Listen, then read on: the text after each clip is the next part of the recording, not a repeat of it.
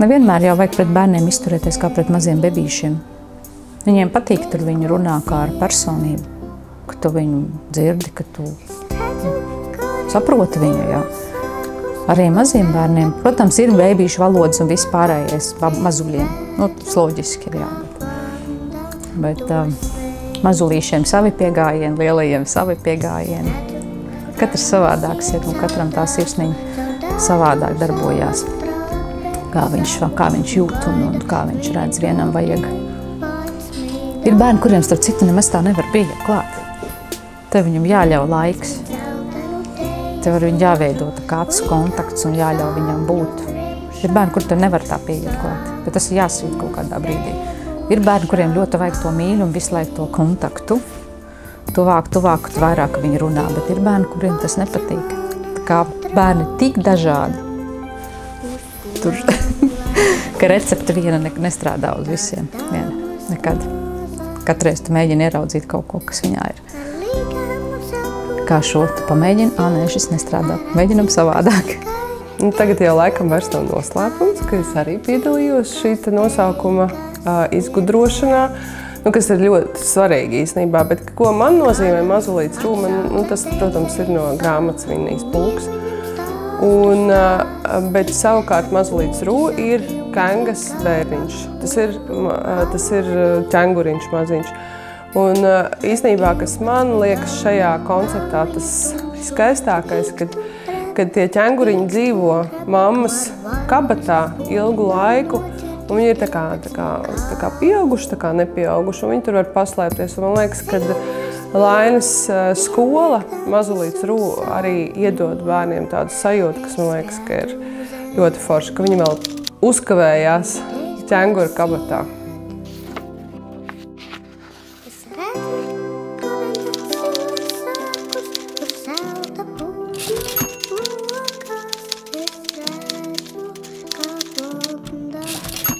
Pēc launaga mēs gājām ārā, jā, uz spēļu laukumiņu. Un mums no vecākām grupiņām pateica, ja tu tā kā apsēdies uz tām riepām, kas ir ierakts zemē un tā kā klausies cītīgi, tad pretī esošajā mājā var dzirdēt, kā ragena šķīvjas dauza. Un mēs bieži sēdējām pēc launaga un klausījāmies. Smieklīgākais tas, ka es tagad saviem draugiem izstāstīju šito, un viņi tādi, tas bija pēc launaga, jā. Nu, tad jau viņi vienkārši trauks vāca nost, tur nebija nekāda ragana, un man visu bērnību vienkārši sabojāja. Tā kā, jā. Es nebiju tik tālu aizdomājis, es līdz tai dienai vēl ticēju, ka tiešām tā bija ragana, kas tur šķaidīja trauks. Ļoti bieži ir tāda sajūta, ka varbūt vajadzētu mest pie malas. Bet tad atkal kaut kas notiek, un tas šito visu baigi mīlu, to visu tas mazulīts Rū ir pacelts no mazumiņa, un tagad jau līdz sākuma skolai 2 filiālēm. Tas ir, es jau kaut kā dažkārt smējos, ka mazulīts Rū ir mans darba bebuks, kurš ir izaudzis līdz 25 gadiem jau. Mārupas ielā tika remontēts, dzemdību namā bija vienas telpas. Pēc tam Mārupas ielā 18. Pirmā lielā skola man bija tieši Vāciešu ielā. No Vāciešu ielas nākamais etaps jau remontos man bija Asīts iela. Un tad 11. gadā mēs atvērām pirmās grupas Zeltrīta ielā 26. Un 12. gadā mēs otru pusi atvērām. Un, protams, katreiz pēc šādiem remontiem saka, nekad mūžā vairs. Nekad mūžā vairs. Es biju kausla. Es reāli kavos, bet tu neliekies iekšā.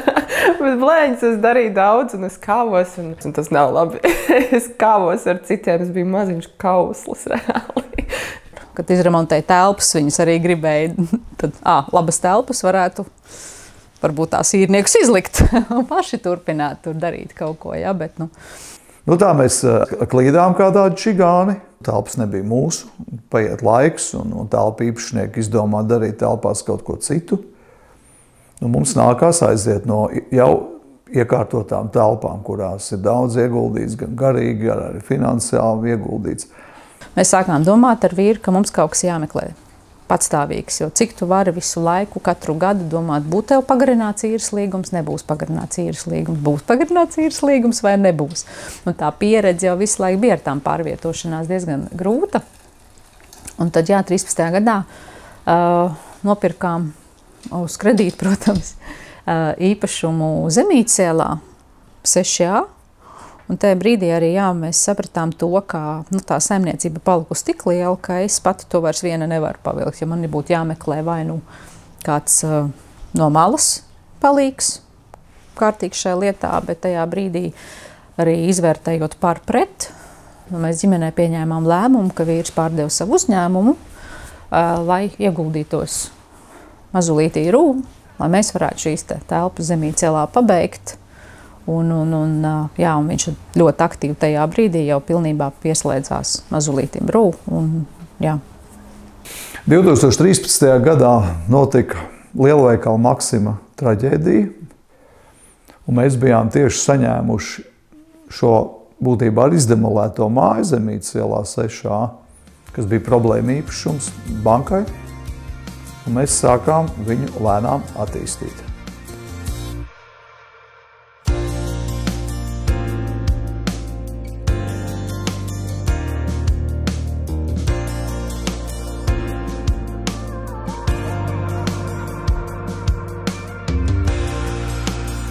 Vēl ir tāda lieta, ka mēs nevaram vienkārši uzbūvēt māju, neievērojot bērndārs normatīvus. Šeit ļoti svarīgi ir tātad visu izlietnīšu augstumu, visu podiņu augstumu. Jā. Šeit ir ļoti svarīgi arī telpu lielums, cik bērni var būt atrasties telpā. Jā. Cik kvadrātmetri, teiksim, uz vienu bērnu, tad tas viss ir normatīvs. Tātad, jebkura māja mums neder, tas prasa gan līdzekļus, gan resursus, gan arī laiku. Jā, un, kad tas tiek izdarīts, tad tikai var domāt par to, ka šeit var sākt aicināt un uzņemt bērnus. Un tad es Lainai teicu, mums būs liels problēmas ar lielo nodošanu, jo tagad situācija ir mainījusies pilnīgi, un bija arī liels problēmas to visu dabūt cauri, jo būvvalde un visas atbildīgās institūcijas vienā brīdī bija ļoti paralizētas šī iemesla dēļ. Ja. Tāpēc Zemītes iela mums nācās tā ļoti, ļoti smagnēji, bet laimīgi mēs tajā 16. gadā varējām uzsākt 1. septembri jau šajās telpās pabeigts. Sākumā bija tā vecā māja, mēs attīstījām to veco māju, tad mēs piebūvējām klāt jauno korpusu, kas tagad ir smuki viss kopā, un tad mēs laimīgi 16. gadā arī viņu nodevām eksploatācijā, un bērni varēja droši nākt. Mēs varējām savu darbību sākt šeit, Zemītes ielā 6. savās telpās. Kas būtu ļoti svarīgi pateikt par Helviju, caur viņu staro tāda kā mīlestība un uz to, ko viņš dara, gan uz darbu kā uzņēmējs, gan arī mūzikā, ka viņš tā kā saplūst kopā. Jo uzņēmējs varētu mūsdienās domāt, ka tas ir cilvēks, kas ar pēc iespējas mazāk ieguldītiem līdzekļiem gribēs gūt pēc iespējas lielāku peļņu. Man šķiet, ka Helvijs nav šis gadījums, jo vienmēr viņa prioritāte mums runājot par darbiem ir, kā tas priekš mazajiem būs, kā tur audzinātājām, kā vecākiem. Ja? Viņam tā finansiālā sadaļa ir, tas ir tās pašas beigas. Protams, ja tu dari darbu, par to ir jāsaņem kaut kāda nauda. Bet prioritātes ir pavisam citas, kad mēs runājam katru nākamo jauno projektu. Mums bija Covid laiks tajā brīdī, kad mēs sākām attīstīt Sauliešu ielu 22. Un mēs atkal bijām momentā, kad tu nesaproti, vai tu varēsi pabeigt, vai tas atliksies uz kaut kādu gadu. Viņš šausmīgi daudz nezina.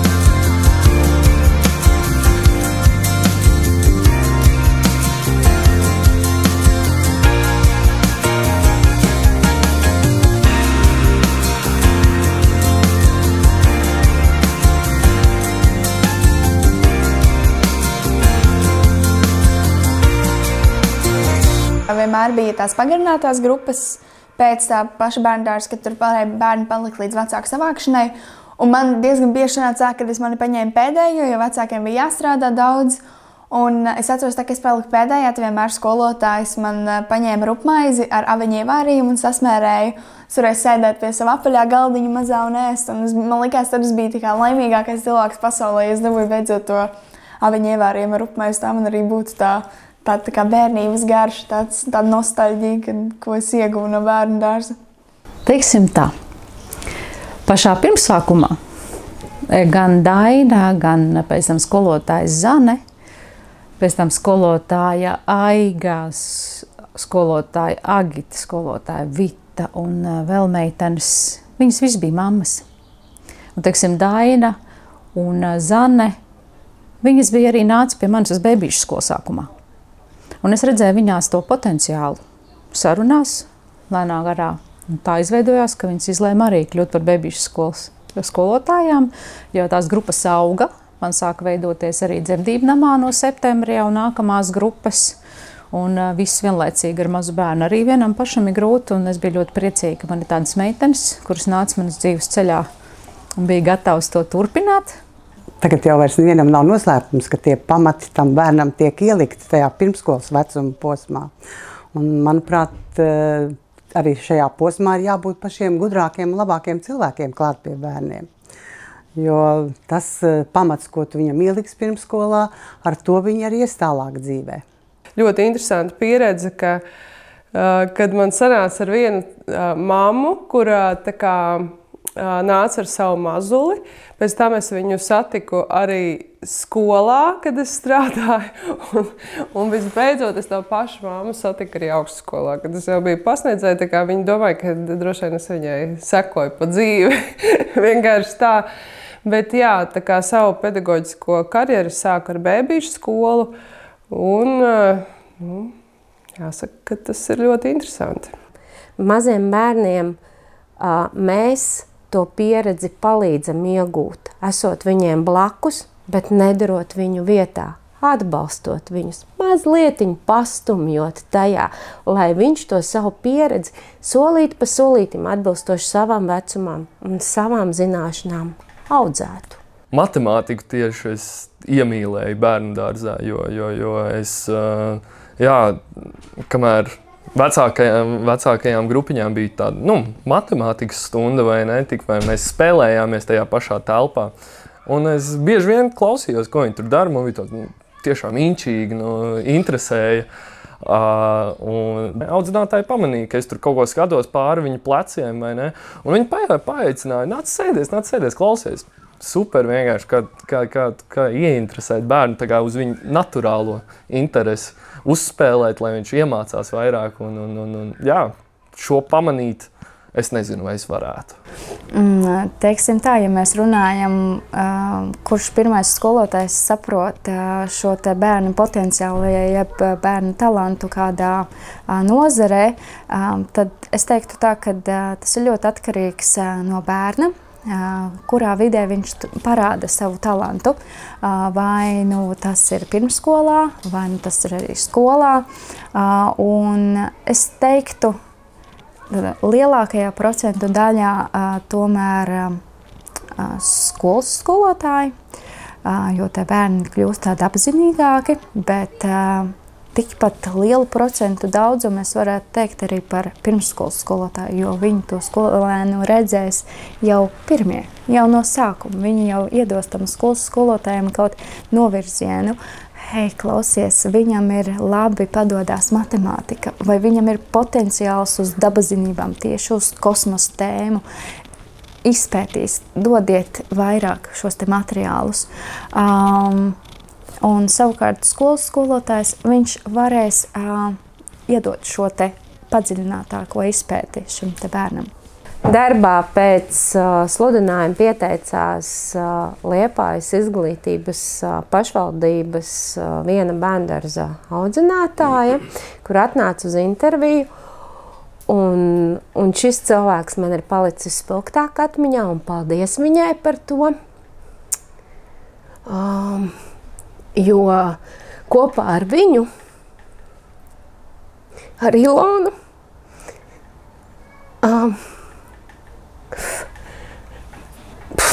Negribu raudāt.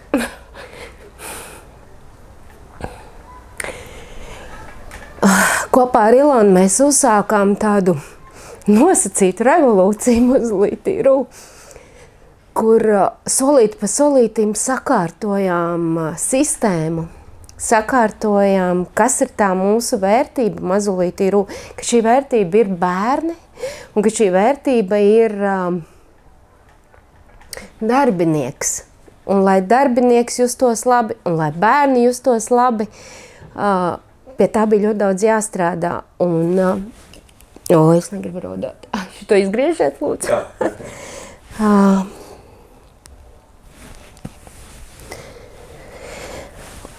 Un solīt pa solītim kopā ejot, mēs izveidojām spēcīgu komandu. Tev ir jāatrod sevī tas bērns, kas, patiesībā es strādāju, man bija 20 gadi, tātad mans bērns tālu nebija.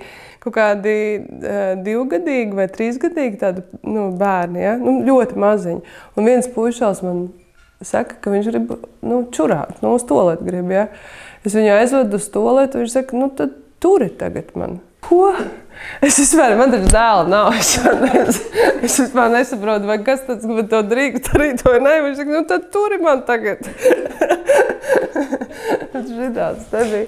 Ir ļoti daudz jaunas meitenes, kuras izaug par ļoti talantīgiem skolotājiem. Kaut kad viņiem jādod šī starta spogu, un ja tev ir komanda, kura var atbalstīt šos jaunos skolotājus, tas ir fantastiski. Bet, ja tu nevari atrast šo te zonu, ja tu nevari atrast šo te komforta vietu, kur tu vari būt ar bērnu vienā līmenī, es domāju, ka tad ir diezgan pagrūti strādāt par audzinātāju vai par skolotāju. Labi, sakam, to tā baigi negribētu teikt, jā, bet ir arī kādreiz vecāki dzīvē pieredzēti, kuri kādā brīdī to nesaprot. Jā, un arī skolotājam par katru mazu kļūdu diezgan nekorekti izturās. Tā, diemžēl, tā tas sabiedrībā notiek. Tā ir bijušas situācijas, jā, kad man gribās teikt viss. Esmu nogurusi, un nogurusi es esmu ne no bērniem, ne no tā, kas ir, jo bērni dod enerģiju, bet nogurst no pieaugušo cilvēku bērnišķīgajām spēlēm vai nesakārtotajām iekšējām lietām. Un tas jaunais skolotājs kādreiz tiek iznīcināts pāris vārdiem. Diemžēl.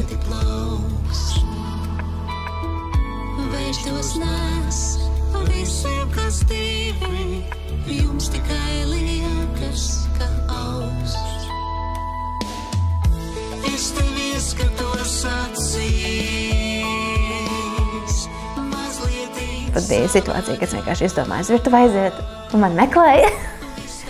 Tas nebija šeit, bet manā bērnībā tas bija smieklīgi. Es biju izdomājis vienkārši aiziet pankūkus paēst.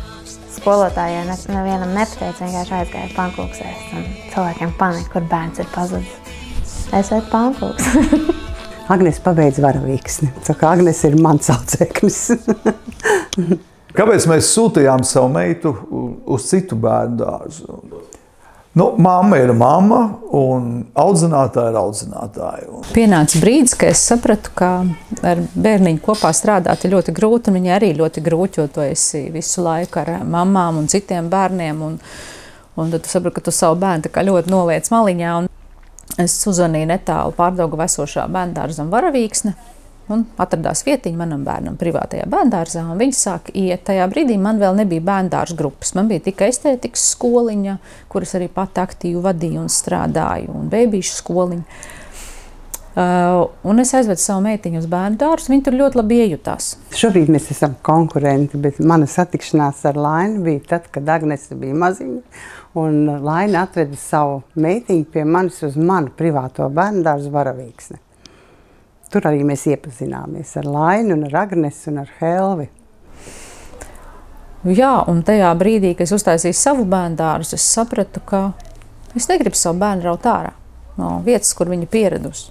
Un tā ir ļoti būtiska lieta. Un arī otrs aspekts bija tas, ka es domāju, ka, ja mans bērns paliek citā bērndārzā, es palieku viņam tikai mamma, visu laiku mamma. Ja viņa būtu manā bērndārzā, tad viņa būtu vadītājs meita. Sirds vecīs, kāžotā kā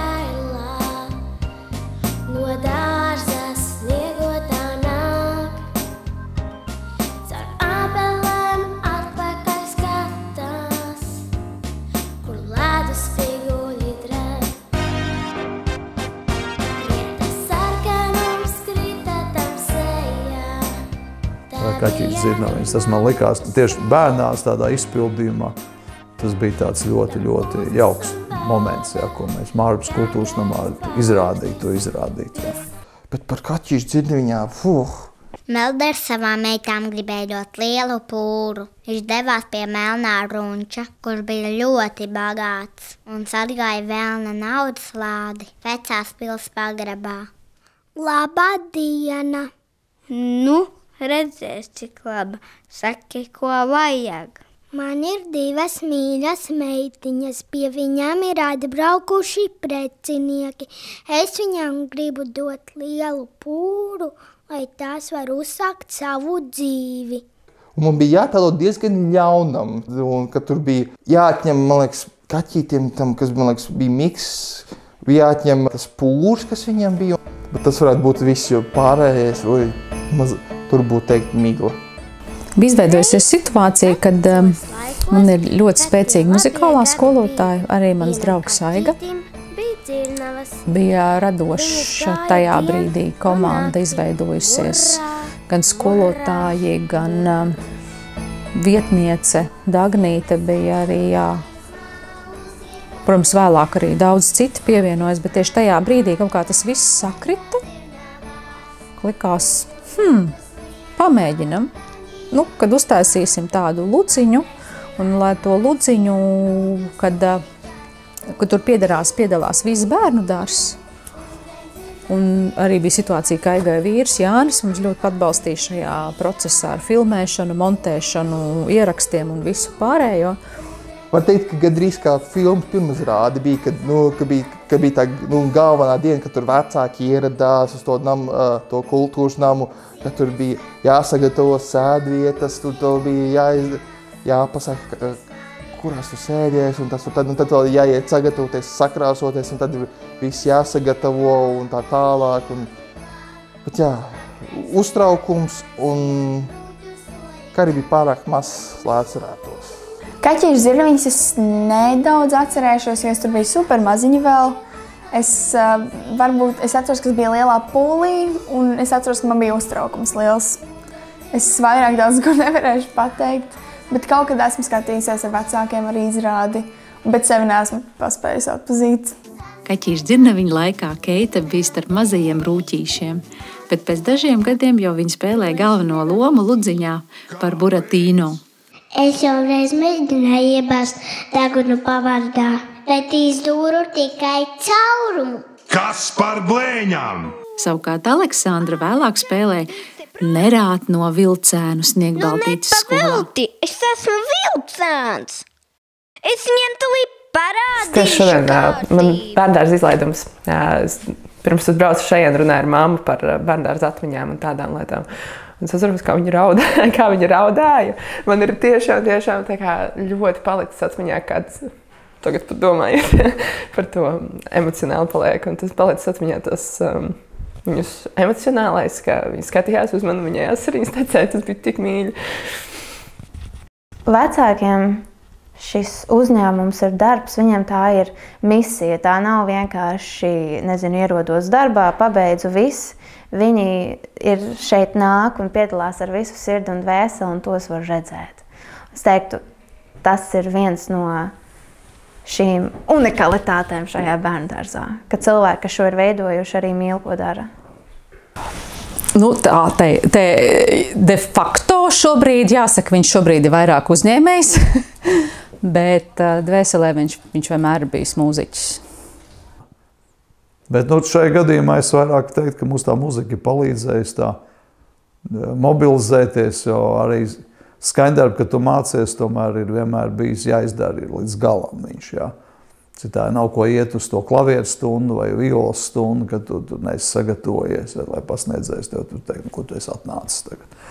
Tas ir palīdzējis. Katrā ziņā es arī vienmēr domāju, kas ir tas, ka tomēr tu vari saņemties un izdarīt to līdz galam. Varbūt tas ir tieši tas, jā, tieši tas. Tev iepriekšējā jaunības tā studija un tavs treniņš, kā tu esi trenēts, jā, kā cilvēks, kā tu esi trenēts, jā. Tā.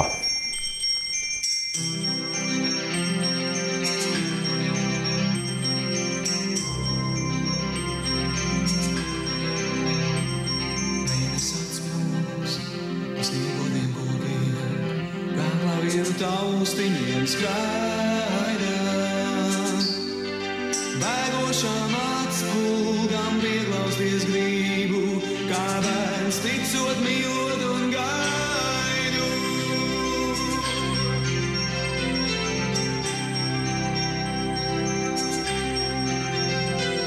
Kā smaidus, ceļ eglītes zarus, kā spilvenu sniegpāslas svaidā. Eju pa sniegbaltu dvēseļu tiltu, kā bērns ticot, mīlot un gaidu. Laimē laikam tas pats, jā. Jo, teiksim, ja es paskatītos uz sevi 18 gados, es nekad neticētu, ka es varētu izveidot skolu.